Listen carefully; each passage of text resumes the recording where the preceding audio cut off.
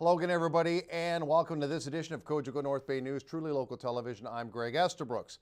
Whether they intended to or not, a big shot was fired over the bow of the North Bay business community this week. That's because the Canadian Federation of Independent Business says North Bay ranked second last out of 121 cities surveyed when it comes to starting and growing businesses in 2015. It's disappointing, but it's not surprising, Greg. It is what it is. The Canadian Federation of Independent Business do these types of studies yearly, and it's really a report card on how you're doing from an economic development standpoint. And we all know what's going on in the city. We're not blind to this to the situation. We've got a very tough economic situation going on, and I think it's probably time that everybody kind of comes out of the closet and says, look, we've got a problem. How do we solve this thing? How do we get the city moving forward again?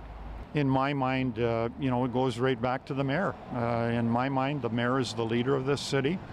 It's his responsibility to put things together that make sense. We can't continually hide from what's actually happening here. We really have to address these situations.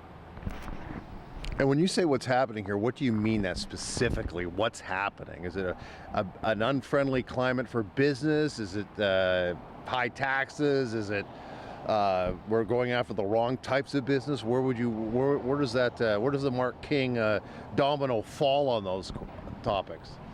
Well, I think part of the issue is that we're a very expensive community to live in, and that reverts right back to our to municipal costs.